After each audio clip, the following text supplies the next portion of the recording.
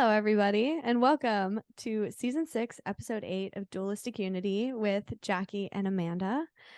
I am feeling so much love for everybody and everything, and not in the way you would expect, just in the sense that everything is what it is.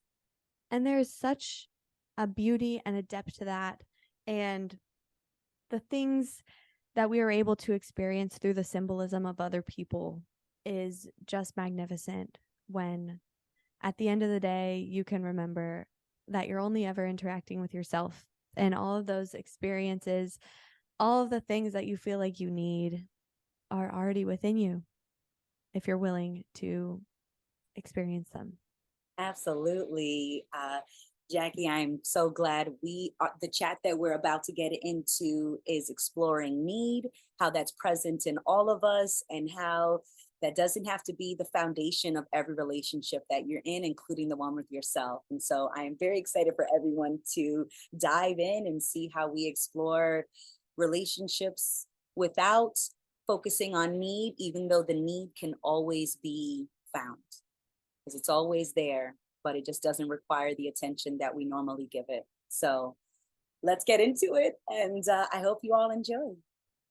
And we're back from our couple-week hiatus while Miss Amanda here was at the Netherlands retreat for another episode of Dualistic Unity with, I'm like, who am I again? With Jackie and Amanda. I have missed you so much. I've really missed the conversation, but I've also, really enjoyed taking this last week to just chill a little bit more. Also to focus up on yoga since my training is coming to a close in the next couple weeks here. So yeah, it's been nice to have a little bit of a break, but very excited to get into this conversation today. We were chatting for a little bit before we started recording here, so should be a juicy one. How you doing, Amanda? Oh my goodness, it feels good to be back, and I missed you, Jackie. It was, a great adventure to be at the Netherlands retreat, but I miss our chats. I miss the group calls and the Patreon, because it's we have a lot of fun. We have a lot of fun in our chats and with the rest of the group. So I'm glad that we'll be back.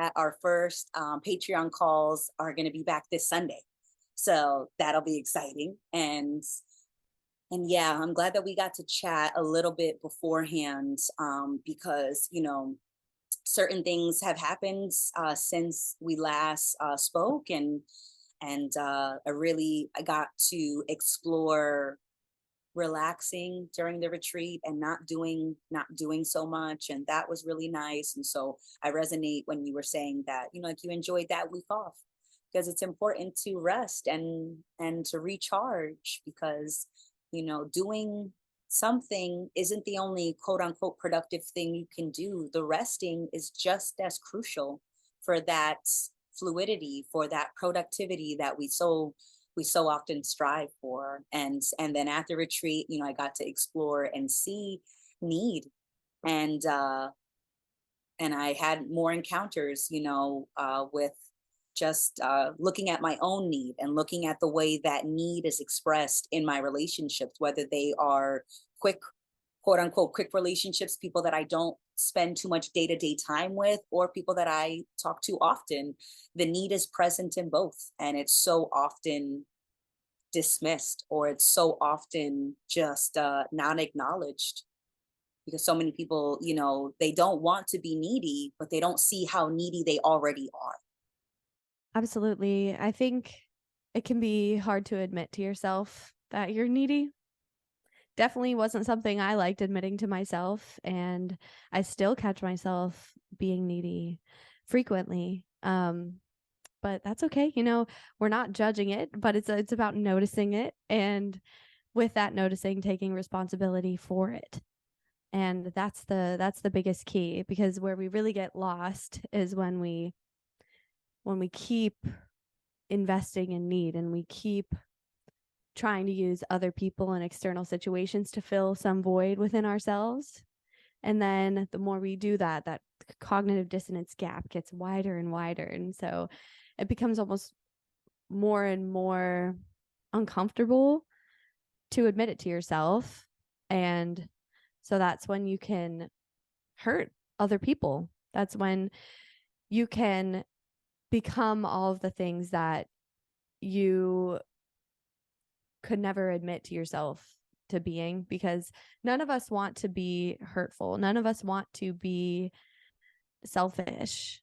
But having that fear and an identity of being a nice guy, of being a good person, and investing in that identity and needing to cling on to it as truth keeps you from being able to see those things, because they don't align with the way that you need to view yourself. So you can kind of like push them to the side mentally. And so it's always important to be able to look at that within ourselves, look at the part that is needy and is wanting something from somebody else in a way that isn't necessarily in their best interest. We need to be able to look at that part in ourselves. And I think the real healing comes from going underneath that and realizing, what is this emotion that is making me feel like this?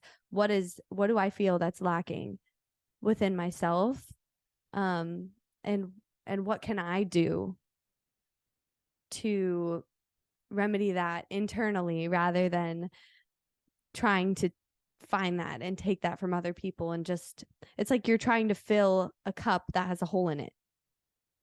And that hole is, I think, just, it comes down to the perception of division, the fear of death, the fear of not being good enough. And so when you have that hole within yourself and you're constantly reaching outside of yourself to fill it, that's a never ending process. That's not going to satiate you forever. And so, as much as, I guess, culturally, it's believed that we need to look outside of ourselves for validation and security, it really comes from looking within. But that can be one of the hardest things we ever have to do, is look at ourselves in the mirror. And so, yeah, that's where that need comes from. But even that, you can look at it and be like, that's there. That's okay too. And then once you are able to accept it and come to terms with it and understand that, no, I guess not, it's not necessarily your fault that you feel separate, that you feel vulnerable, but it is your responsibility. And it's everybody else's responsibility as well to maintain their own inner space. It's their responsibility to fulfill themselves. And once you're able to look at that and accept those parts of yourself, that's when change can actually happen. But as long as you hold that judgment, you can't even look at it. No, you're absolutely right. You're holding on to this idea that you're this nice guy, or yet you're that this people pleaser. Because I definitely struggled with people pleasing. And I thought that I couldn't say no to other people. And now when I think about my past choices and how I interacted with others, it's not that I couldn't say no, it's that I didn't want to let go of my way of controlling the relationship. People pleasing boiled down to me trying to manipulate other people to have that certainty.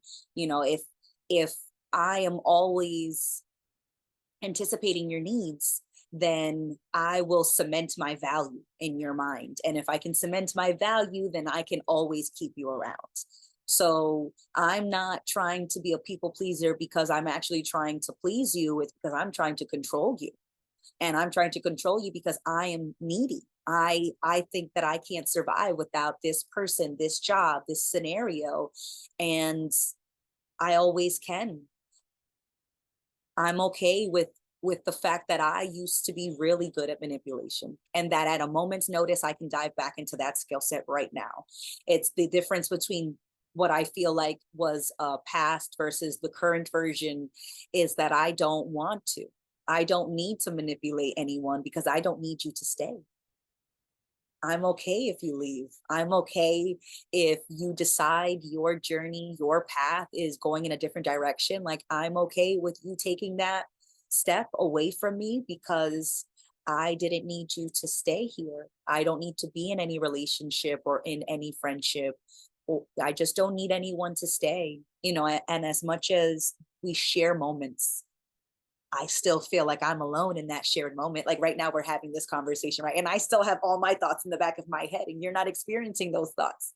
I have certain insecurities and feelings that are happening. You're not experiencing those. So, although this moment is shared, I still have like a micro inner moment that's happening solely in my own experience. So, I don't need other people to do anything or to stay, and I certainly don't want to manipulate you to, because what I have learned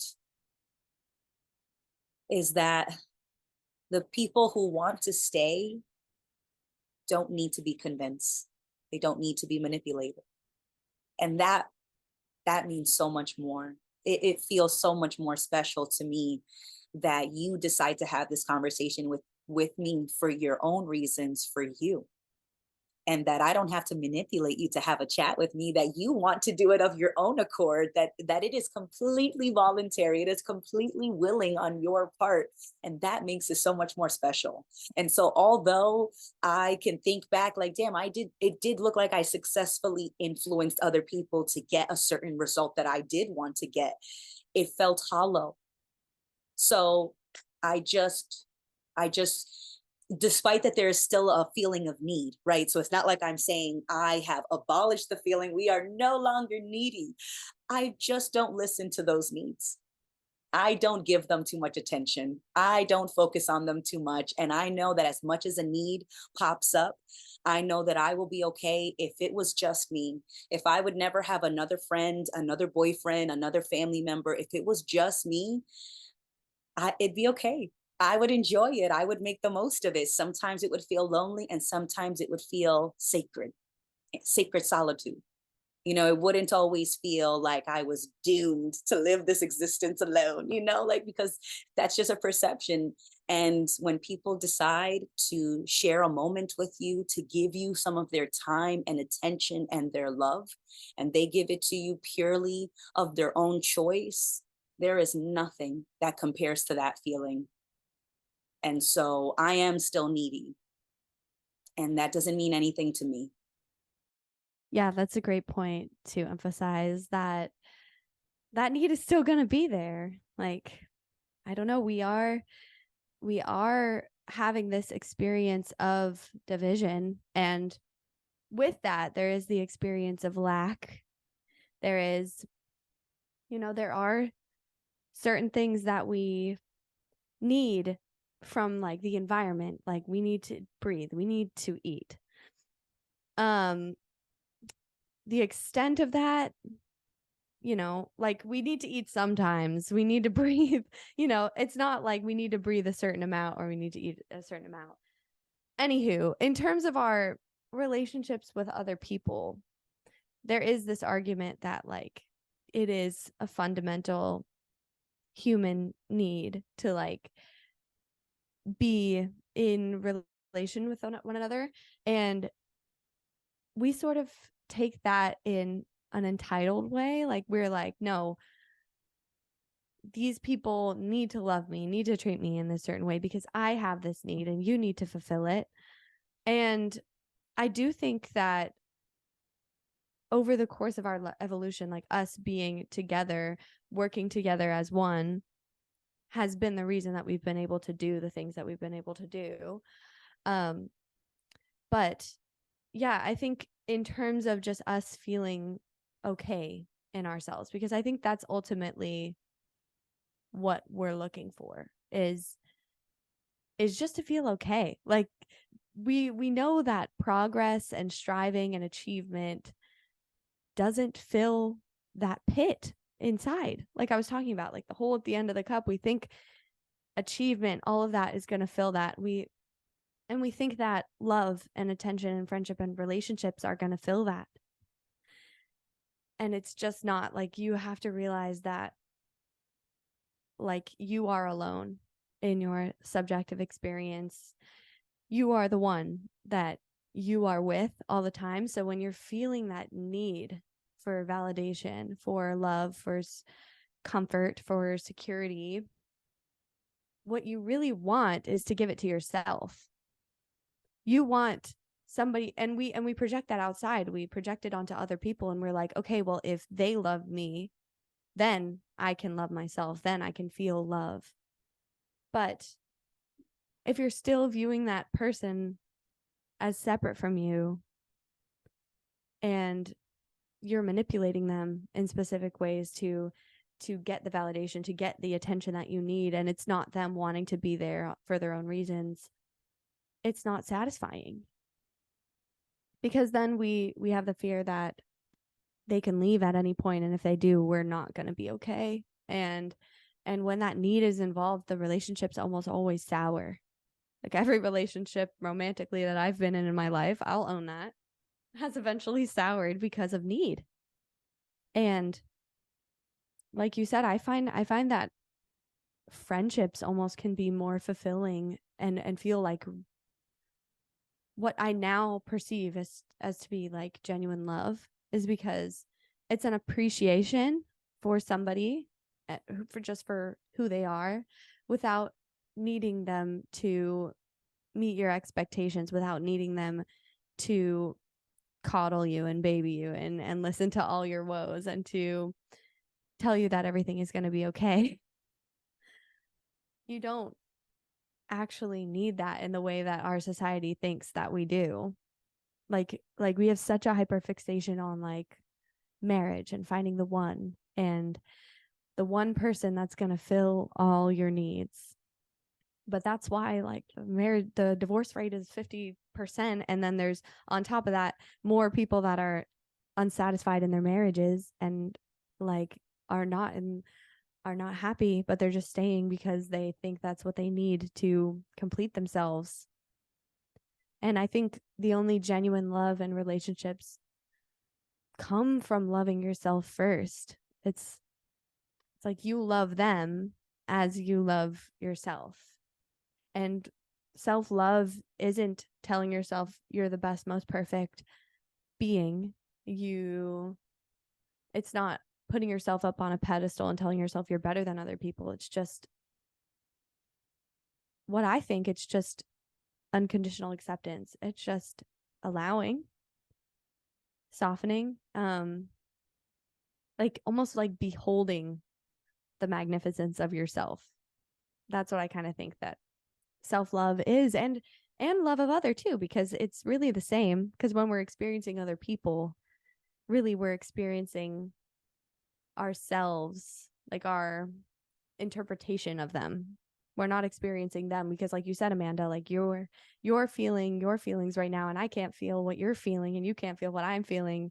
And so we really are alone. But it's beautiful, the relationships that you can have when you are responsible for yourself first, and you prioritize yourself first, and the other person does the same, and you can just enjoy each other. You can just appreciate each other. You can be a team, and it means so much more because that person is there because they want to be, not because they feel like they need to be.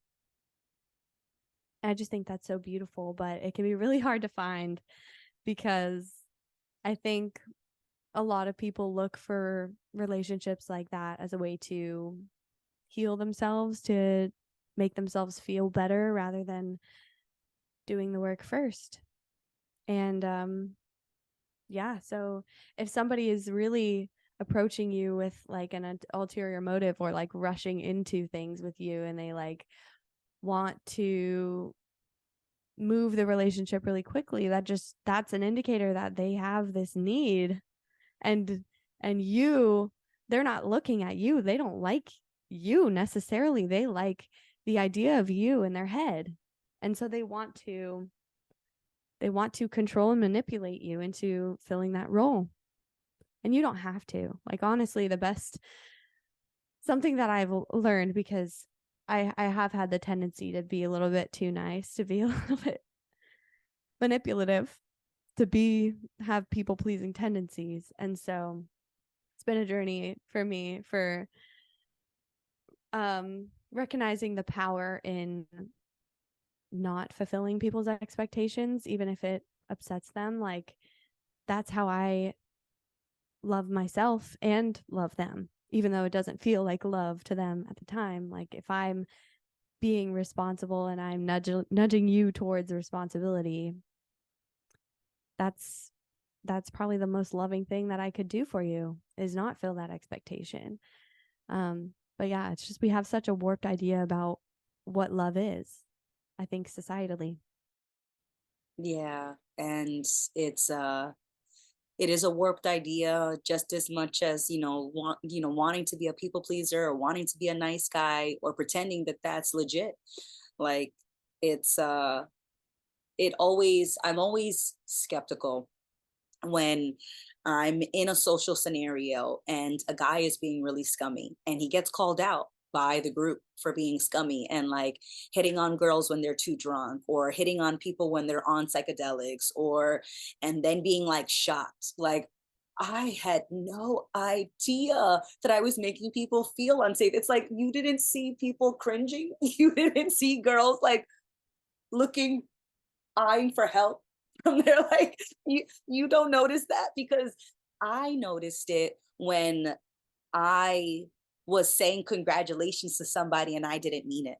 I could hear like the venom in my voice. And I love that expression, because you can almost hear the spite. Like, when somebody really doesn't want to congratulate you, when somebody really doesn't want to be happy for you, or not that they don't want to be, they're just not. They're not happy for you. You tell them good news and they're like, congratulations, and you can just hear it, you can hear it in their voice that they're not happy for you. And I've heard that. And so if I could hear the venom in my voice when I was saying a congratulations but I did not mean it, I don't believe other people when they say they don't see their sketchy behavior, they don't see their scumminess, they don't see their neediness or their manipulations.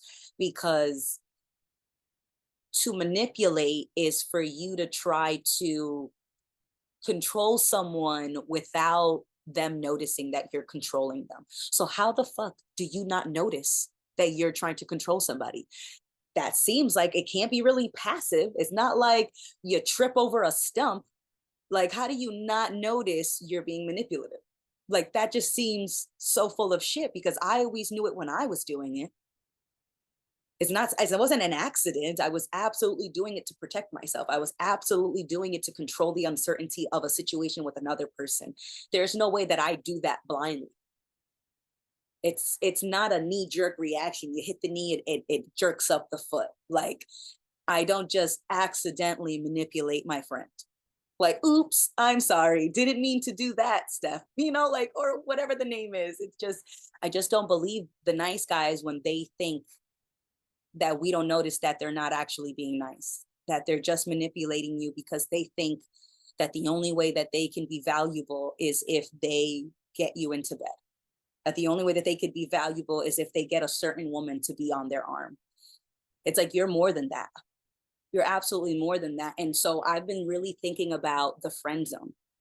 All my teenage years and all of my adult years, I've heard people say like, oh, don't get into the friend zone.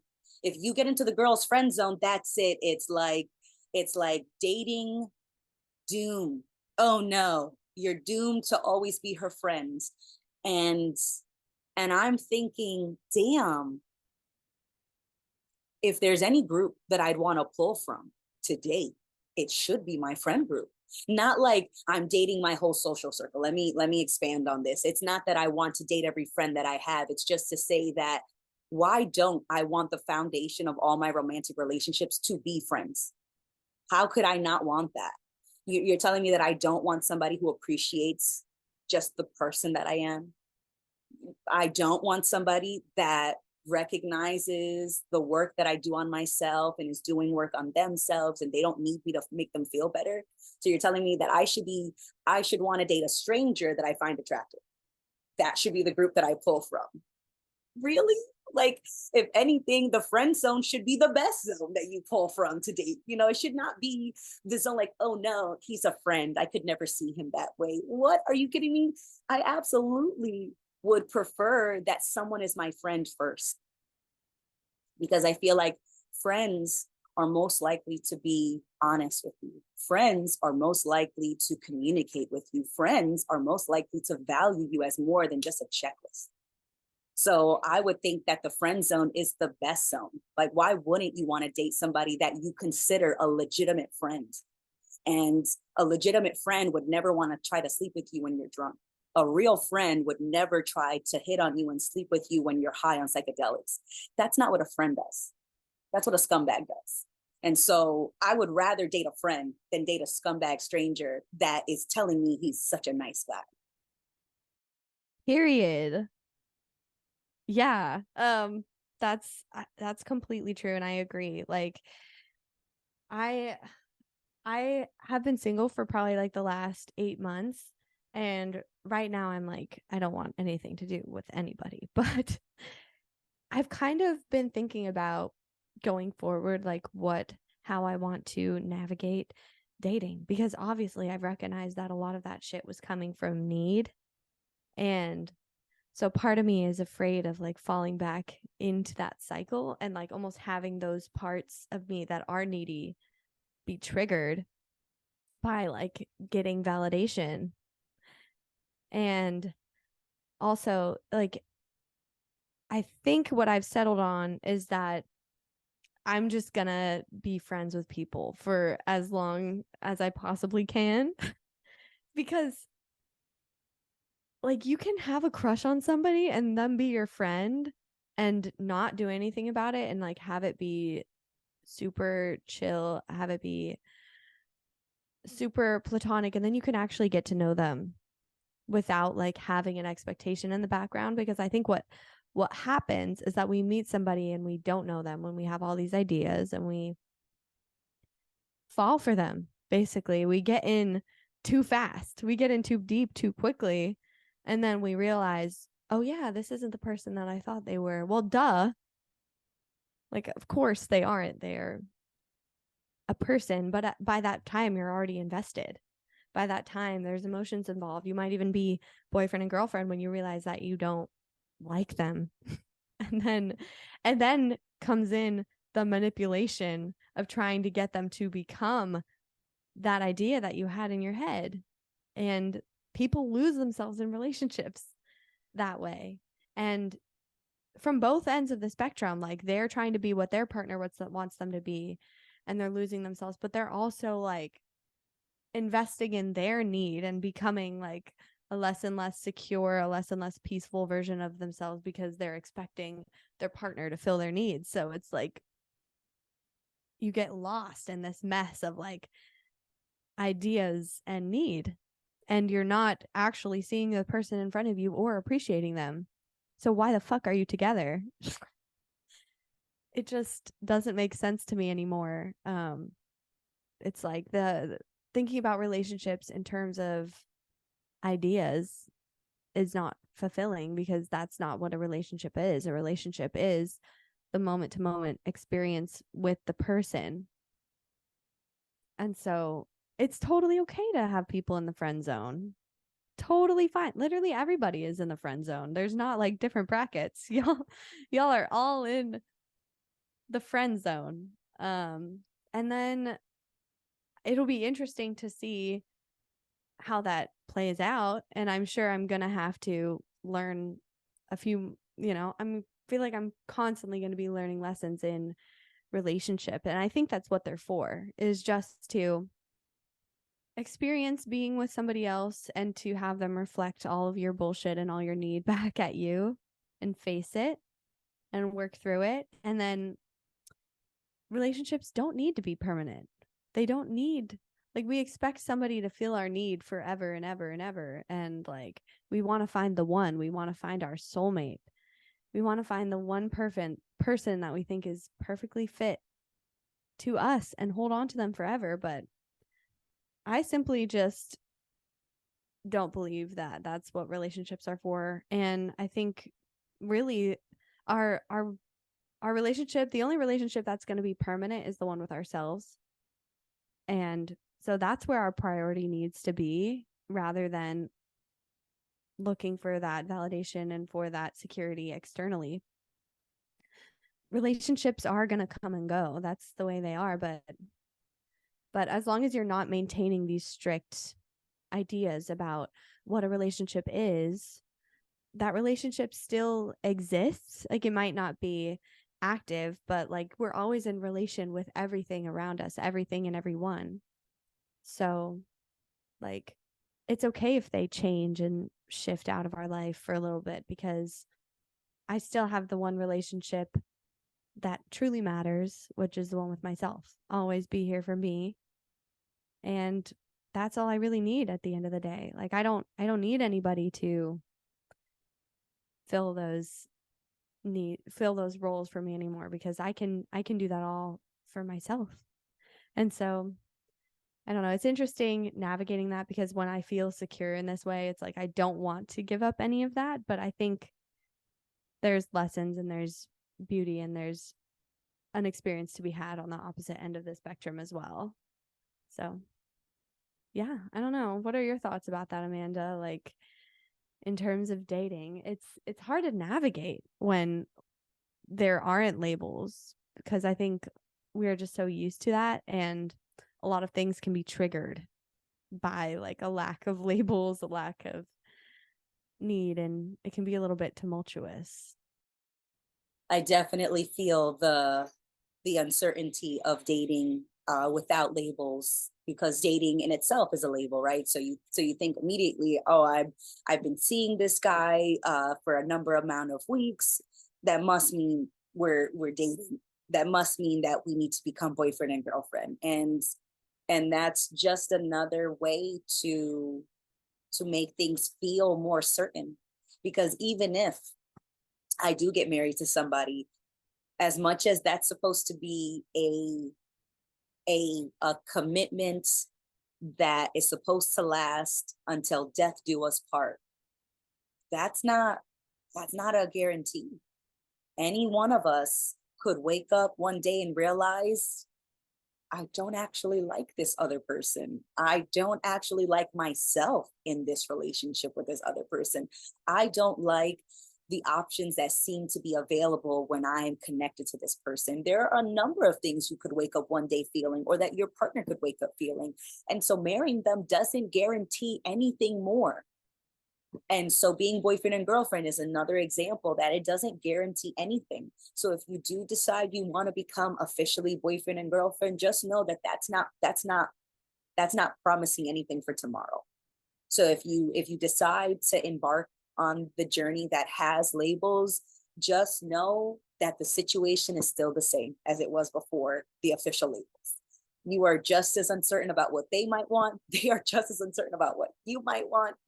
And I agree with you. I don't think there is a soulmate. There is the one that you find for your lifetime, but there is the one that has your attention now. Like, the one is the one right now. That's how I think of the one. It's not the one forever. It's the one right now. That's the one that is right in front of me. And I don't need a label for what's already here.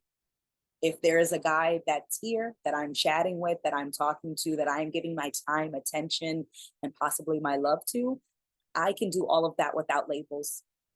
And so, I am in particular, I'm in a situation, I guess, or not a situation, I'm in the middle of an experience of sharing my time and my attention and my love with one guy in particular at the moment. And that person is not my boyfriend. And I'm not looking to make that person my boyfriend. I'm not imagining that person being my husband. I'm not imagining having kids with that person or anything like that. But that person is my friend. And we are prioritizing our friendship. And in our friendship, we're having a lot of fun. We are enjoying each other's company. We are living our lives for ourselves. That person is doing their own thing. I am doing my own thing. Sometimes we go days without speaking. Sometimes we talk multiple times in a day. It all depends on what's happening in both of our respective bubbles, and in the choices that we make independent of the other, that just seem to overlap. The way that I kind of was phrasing it when I first started noticing how often we would be in the same moment, I would say, I really appreciate how my now seems to have you in it quite often. And that's what I was noticing. I was just like, fancy seeing you around here. I'm seeing you a lot, sir. Like, what's going on? My now seems to look like you all the time now. What's up with that? What's up with that? Is that you? Are you doing something? Are you visiting more often? And he was thinking the same thing. He's like, I love that. I love that my now seems to have you in it more often. And that's what we just noticed. We just happened to be in the same spaces. And when we were in the same spaces, we tended to gravitate towards each other, and we would gravitate towards each other because we were both free and having fun and living without narratives and living unbothered and like recognizing, is that another crazy person? Well, hey, nice to see you, like just dancing or joking or talking to a random person. Oh, do you know that person? No, I just met her right now. They're like, I swear you were talking to her like she was an old friend. And we would both be doing similar things and just living, for ourselves. And we just happened to develop an appreciation for the other. And we were friends. We were friends for a couple of years before either of us mentioned that there was a physical attraction. We were just happy to just hang out with the other person. We were just doing our thing. And then eventually, one of us said that, I like you. And the other person was just like, me too. Like, do you want to go out? Do you want to like go out for a drink? It was like, fuck yeah, why not? So it just unfolded so nicely. But when my need would come up, because it has come up and I'm sure it will again, I would always remind myself, at least on my side of this friendship that has evolved to include new ways to experience intimacy and friendship and support. When the need would come up, I would just remind myself, this person is not my boyfriend. This person is not my husband. I don't need them to be. At any moment, they could be gone. The last moment that we share together could be the last moment we share together, and that would be totally okay. I don't need that person to stay in the same way that they don't need me to stay. And I don't need them to become a boyfriend or become a husband for us to continue to enjoy each other's company. And I don't know what this is. I don't know what this could be, but I know that I'm enjoying myself now. And that's all I really know. And so that's what I just do. When the need comes up for me, I just remind myself that the need is not real, or the need doesn't need to be validated. It doesn't need to be worried about. It doesn't need to be focused on. It's there, and that's that. So that's how I kind of bring myself back anytime I feel like, oh, maybe do I like this person more than they like me? Maybe I do, and that's okay too. Maybe this person will meet someone that blows them away, and they call me one day and they say, you know what, I met someone. That's okay too. That could easily happen on my side. I just don't need them to promise me anything, because I'm not looking for a promise. I'm just enjoying my moments as they unfold, and they just happen to show me the same person over and over. And I don't really know what that means. I really don't. But I don't need to explore that. I don't need to define that. I just appreciate that somebody is actively choosing to reach out when they have space, that they're calling when they have the time, not because they think that I need it, because they know that I'm having a blast and I'm doing my thing and I'm out and about living my life and having my adventures. They know that I'm doing my thing, and they just want to call because they just want to call, or they want to send a text message because they want to send a text message, and they don't need to be my boyfriend to do that. But they are my friend, and I am enjoying our friendship. And in that friendship, we could make it whatever we want, because we are two adults who are willingly moving forward. So our friendship has evolved to be more playful, let's say.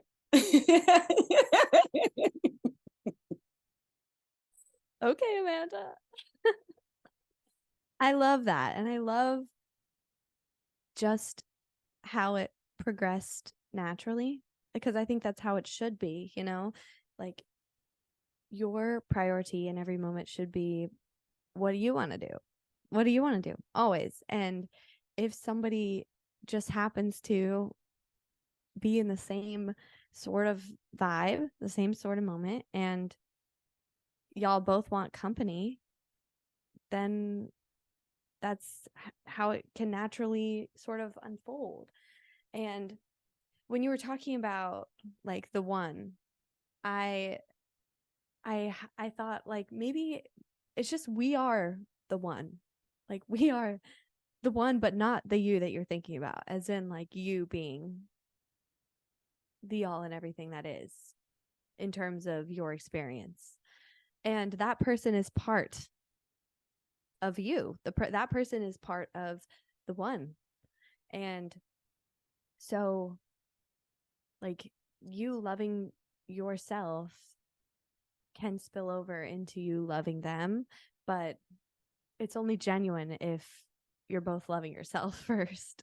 And it's sort of like the relationship that can then result is because you both have an excess of energy, you both have an excess of love to share. It's not that you're both pouring from an empty cup and y'all are both getting more and more drained and needy and bitter. But like it's almost like a celebration of what you are once you're already good with yourself. And so that's a beautiful reminder that like the priority is your immediate experience. And if you try and ignore your immediate experience and jump forward into the celebration of being in love with yourself and in love with other, it sours. It's never going to be what you want it to be. It's never going to fix all your issues because you are the one for yourself. Like you need to prioritize that. And then you can not only just have fulfilling relationships, but have a fulfilling life in general. You can not take shit for granted because you are fully able to experience it in all its depth without pushing certain parts away. And that's true love. Just love of self, love of the world, love of other. But it starts with you being okay with you. Absolutely. I've been feeling lately that the most important time within all of my relationships with other people across the board, from family to platonic friends to the more friendly friends. So across the board, I think that the most important time within all of those relationships are the time that I spend by myself, or is the time that I spend by myself. Because if in the time that I spend by myself, if I think that you should be there, then when you are there, I'm going to try to hold on to you. Because when I'm alone, I feel like you're supposed to be in those moments with me. And when you're sitting with me or you're on a call with me, I'm going to do everything to keep you on that call, to keep you in this room, to keep you in this relationship, because I don't like the time without you. So I think the most important time in our friendship is the time that I spend without you, because that time directly impacts the moments we share. If when I'm by myself, I'm not feeling a lack, then when you arrive, that feels like a bonus. Not, it doesn't feel like a fill in the blank has arrived.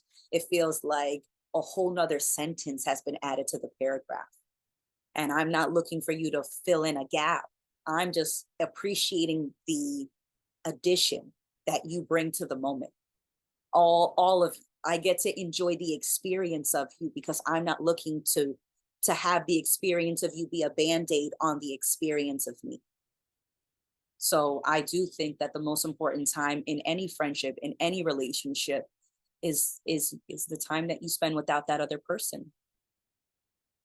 And so when you say self-love, that leads to, or that is expressed through self-acceptance, but that self-acceptance is self-honesty. If I can't be honest with how I spend my time without you, I won't be honest about why I want to spend time with you. I'm going to tell you that it's because we're meant to be, not really because I don't want to tell you that I don't want to be alone. and that I'd rather be with someone than be by myself. And I've had an ex-boyfriend say that to me, where he said, like, I don't want to be with you, but I'd rather be with you than be alone. And I didn't appreciate that level of honesty at the moment, because that crushed me at that moment, where I was like, man, I really liked this person. And in many ways I didn't like this person. So I was just as much that using them, and I didn't want to admit that, because I thought that our problems weren't so bad, right? This person wasn't cheating on me. This person wasn't hitting me. This person wasn't, and they weren't cheating, right? That was my bare minimum at the time, was don't cheat on me, don't leave me, and don't hit me. Heartbreaking that was my bar. But that was my bar, because I thought being with someone was what I was supposed to do. I didn't realize that being on my own wasn't a curse. Like, being alone isn't a curse. It's a gift. It's a beautiful opportunity for you to enjoy your own company, for you to enjoy what someone else could also enjoy. But if you don't feel like you're worth your time, your attention, that you can't fill up your moments by yourself, if you don't think that, then how can anyone else appreciate you when you don't? So the self-love and the self-honesty are crucial. And so now I don't need someone to be a friend officially. I don't need someone to be a boyfriend officially, but I can still enjoy the hell out of you. I can still enjoy chatting with you. I can still enjoy chatting with you, and I could never see you again. And I could enjoy that conversation so much. I can enjoy your time so much, because I don't need you to do anything other than be you.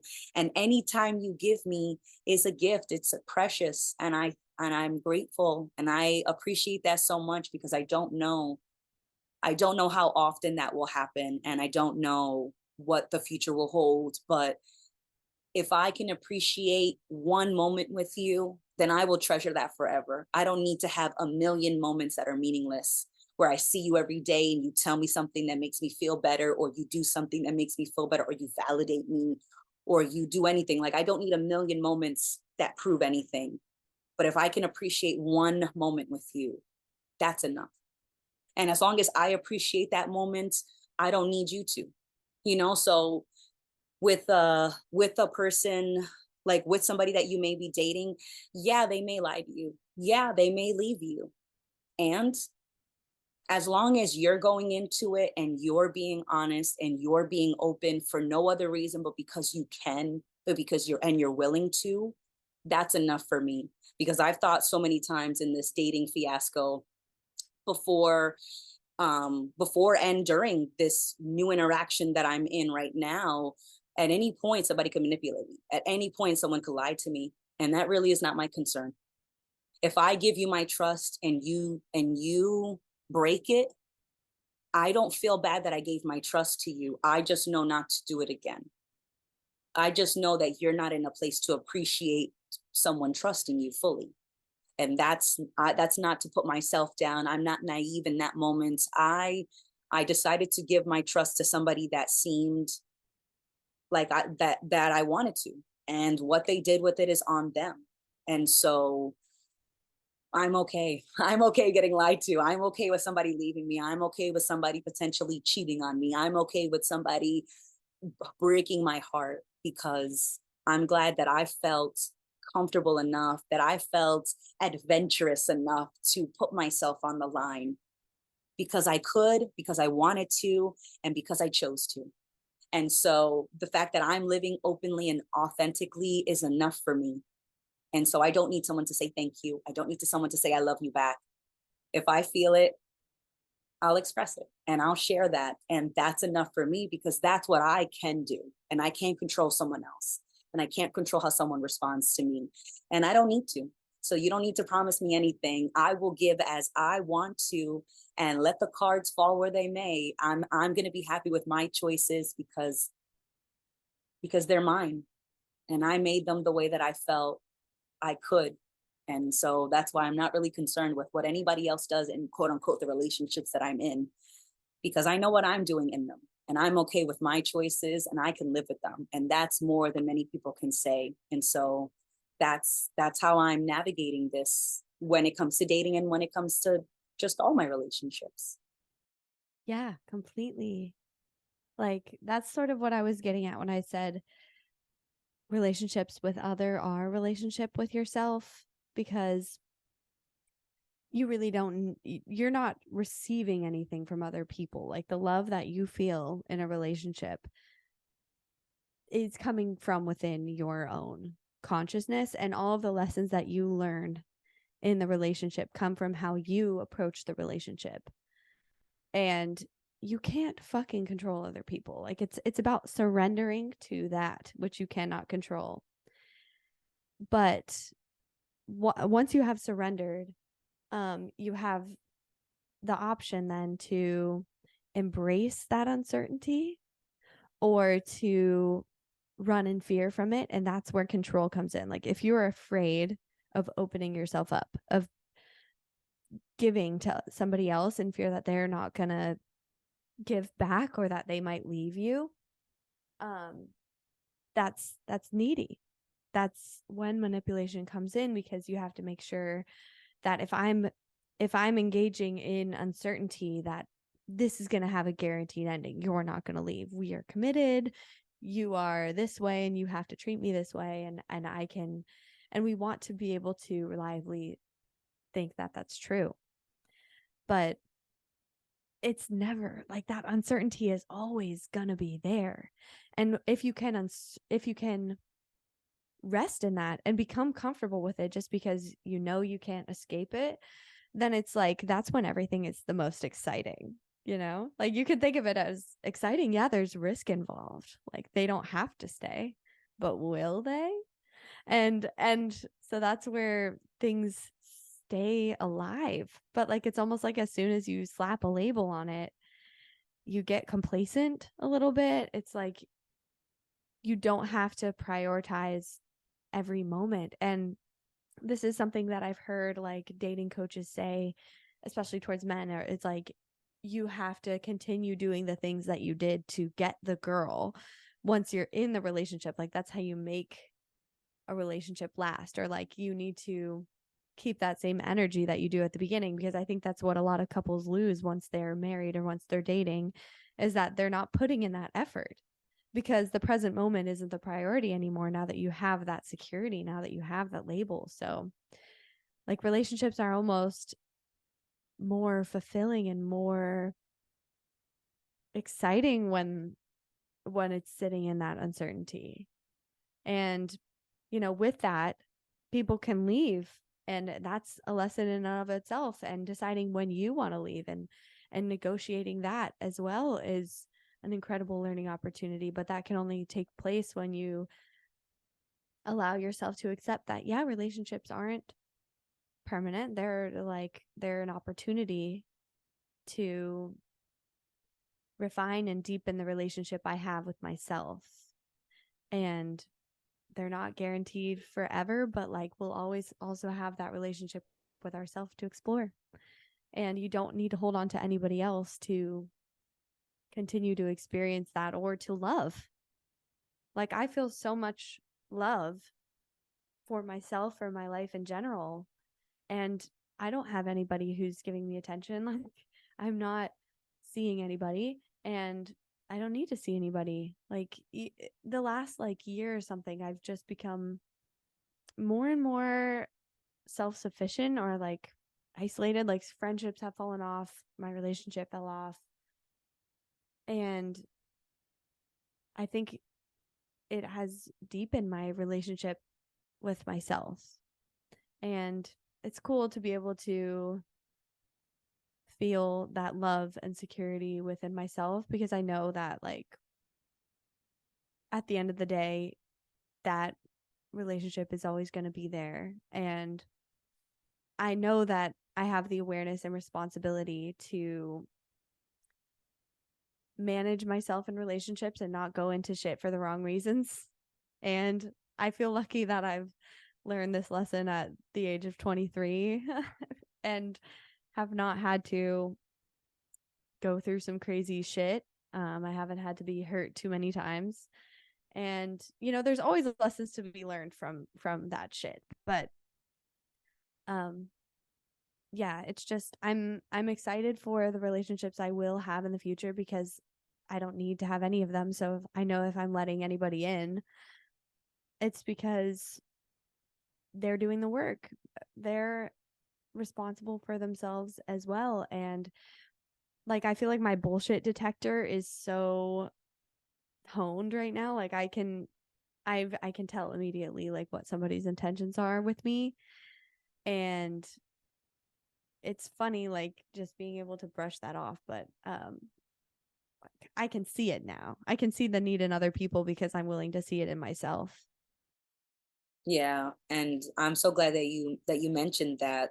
That's why it's so easy to spot that person or that guy at a party or in a social situation, because you can see the need so clearly, because it's so obvious, you know, the way that someone, like, what someone is focusing on, where their attention tends to fall, will give you insight into what they prioritize.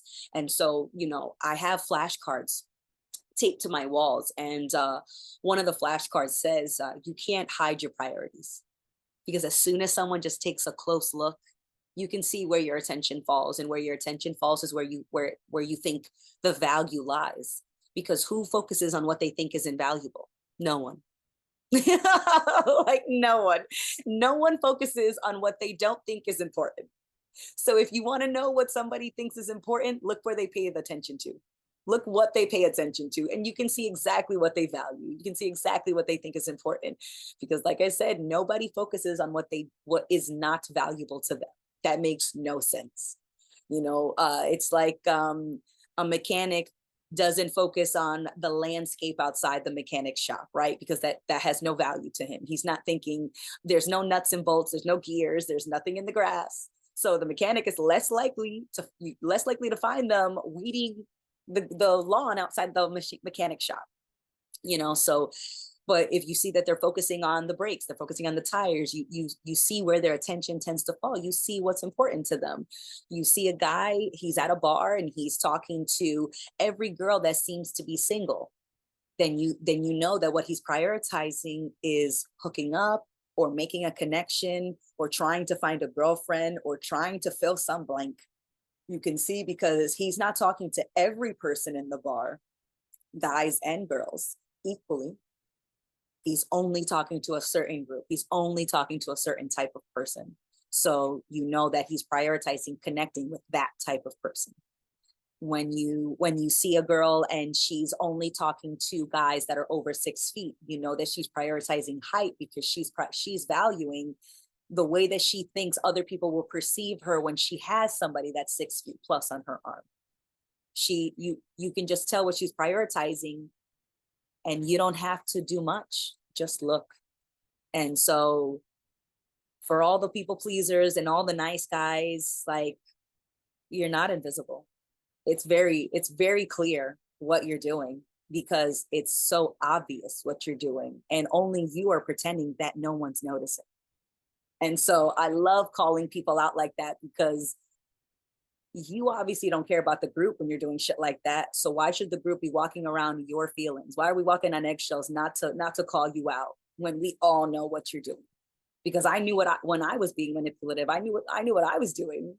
And, you know, and I was trying to be good at it. And if I was really good, then nobody was really noticing. But it wasn't that I didn't notice what I was doing. I absolutely knew what I was doing. I absolutely knew when I was manipulating. And if somebody called me out, I would pretend I didn't know, because that's another layer to the manipulation. Oh, me, I, I, whoopsie, my bad. I didn't realize that you caught me. So it cracks me up that people think that the bullshit that they're selling is viable. Like, I'm not buying that shit, man. It's not working. Maybe try tomorrow. But at the moment, it's not selling. So take a look at the product, because you might need to rework the selling model.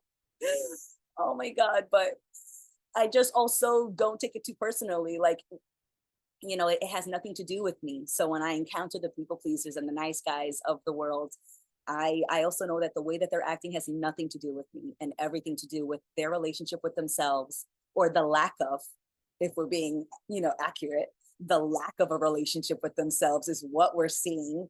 And the price that we're paying is that they don't want to carry their weight, but they don't realize that that weight is just the identity that they're holding on to. And the minute they let go of that identity, the weight disappears. And all of a sudden you feel light as a breeze, because you don't need to be anything. You don't need to prove anything to yourself or to anyone. And so all of your relationships are just lighter as a result, because that moment, that relationship, that friendship, yourself is enough. And you don't need anything to change. You don't need anyone to do anything for you. You don't need promises. You don't need relationships. You don't need to hook up. You're doing just fine. And everything is as it is. And it's only your opinion that makes it feel like something's wrong or something's right. Things just are. And you can pay attention to what's happening and make the most of it, or you can bitch about what you think it should be happening. But ultimately, it's on you, because you make that experience. And if you're living in hell, there's only one person that's living there, man, and that's you. So think about changing addresses. You don't even have to fill out a form. Well fucking said, Amanda. I think that might be a good place to wrap up the episode here. I'll just give some final thoughts, I guess. Yeah, like I think that perception of division, the idea of yourself, is the hole at the bottom of your cup.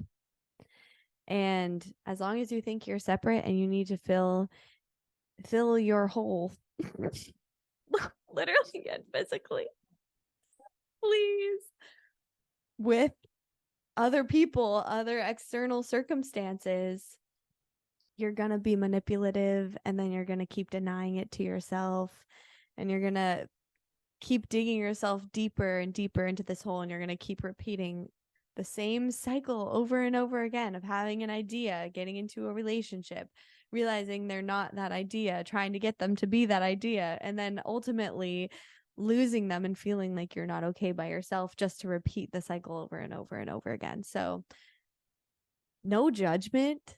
If you're in this point in your life, just fucking look at it. Just look at it. Be willing to see, be willing to open your mind to the possibility that you can be needy. You can be manipulative. That's always an option, but it's your choice. Is that the option that you want to keep investing in? Because every time you that those needy thoughts, those needy feelings are going to pop up. But every time that you meet them, every time that you listen to them, you're reinforcing them.